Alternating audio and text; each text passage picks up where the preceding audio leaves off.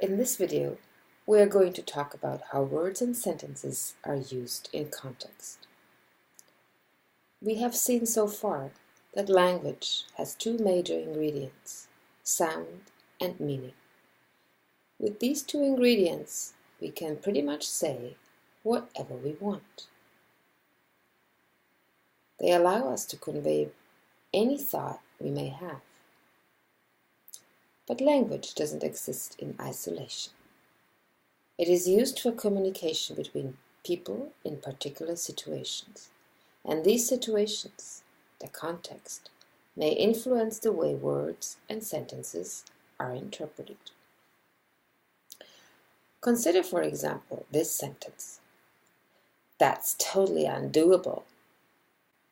When uttered out of the blue, without any context, this sentence is impossible to interpret for two reasons. First, we don't know what that refers to, because that is a deictic expression, and its interpretation depends on the utterance context. And second, we know that undoable can be interpreted in two ways. It's ambiguous. To be able to undo something, or to not be able to do something. So, what is he talking about? Well, we have to have a context within which we can interpret this sentence. In this context, the sentence means that this scribble can be undone. And in this context, the speaker means to say that what this person is doing is totally undoable. So, there are two ways in which this sentence requires a context so the addressee can interpret what the speaker intends to say. The deictic expression that can only be interpreted relative to the utterance situation. And the ambiguity of undoable can only be resolved if we know the context in which it is used. It has two meanings, but usually we don't even notice that because the context disambiguates. Now, here's another example that shows that we need context to interpret what is being said. Suppose I want you to give me a pen. I can then ask, can you pass me the pen? And you will understand this to mean that I want you to give me your pen, and so you'll give it to me. But how does this work? Why does the addressee know that the speaker is not asking about her ability? Why is this interpreted as a command? Well, there are some assumptions that we make when we have a conversation. We will always assume that whatever the other person is saying will make sense and that it is relevant. So if I encounter somebody saying something that appears to be irrelevant, I will try a bit harder to see if I can't make sense of the situation after all. This is what Paul Grice found out about conversations. He argued that speakers are guided by the cooperative principle, which roughly says this: contribute meaningfully to the accepted purpose and direction of conversation. And there are a bunch of maxims that go along with this. Here they are. Be relevant, be truthful, make your contribution informative, don't make your contribution more informative than it is required, avoid ambiguity, and avoid obscurity. Whenever one of these maxims is violated, we will try a little harder to work out why what was being said would still make sense. So, if I ask you, can you pass me the pen? You will assume that what I say is relevant.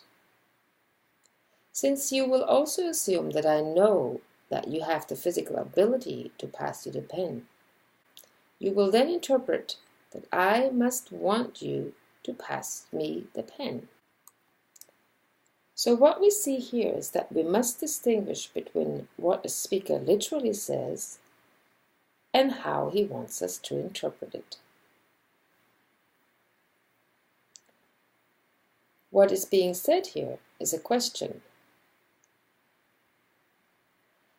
but how it's supposed to be interpreted is as a command. These differences concern the kinds of things we do with sentences, whether we ask questions or give commands. Linguists call these speech acts. Apart from questions and commands, we also have assertions. Note that we have pretty straightforward orthographic devices that indicate the intended speech act.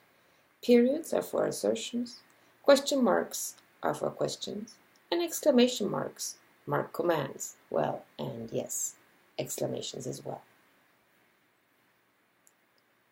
Now, each speech act is associated with a particular form. So when I say, I need a pen, I know it's an assertion because it has a declarative clause type. When I say, can you give me the pen? It's a question because it's an interrogative clause type. And when I say, give me the pen, it's a command because it's an imperative clause type. But crucially, these clause types are not always interpreted in this default way. Suppose I say, I need a pen. The sentence type is the same as that of an assertion, a declarative. But when I use rising intonation, I need a pen, it is interpreted as a question. Or when I add the word now, it gets interpreted as a command, forcefully, if I say it in an angry voice. I need a pen, now. It would be much more polite if I said, I need a pen, please. So that's more of a request than a command. So it's still a command, but it's much more polite.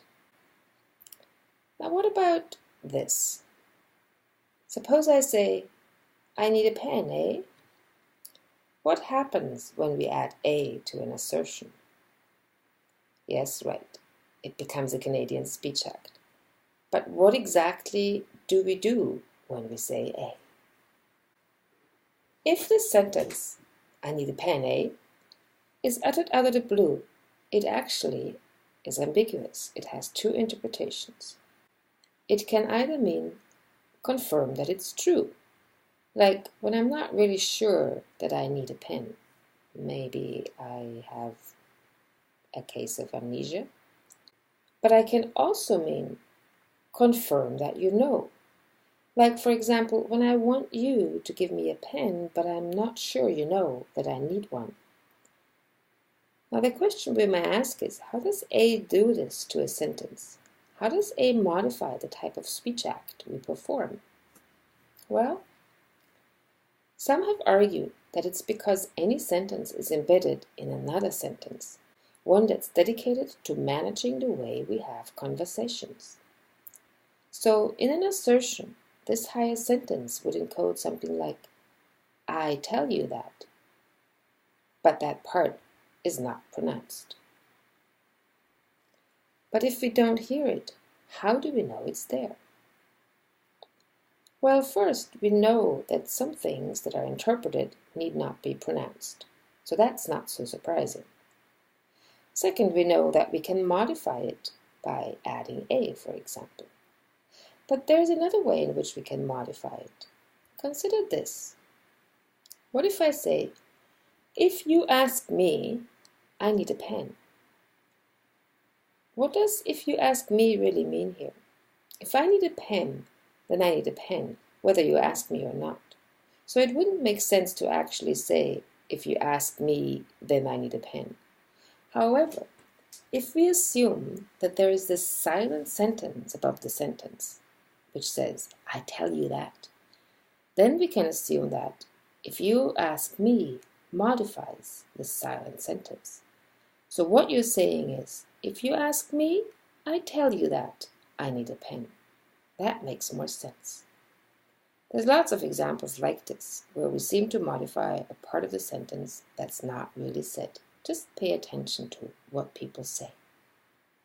So that's just a little bit of evidence that sentences might be embedded in some kind of speech act structure. If you want to find out more about this, you can just Google syntax of speech acts and you'll find this website. This is a website of a project that explores the syntactic underpinnings for speech acts. And the core idea that is pursued here is that syntactic trees allow us to model not only the relation between sound and meaning in the construction of propositions, what is being said, but also in the construction of how speech act participants relate to these propositions, how they do things with what they say.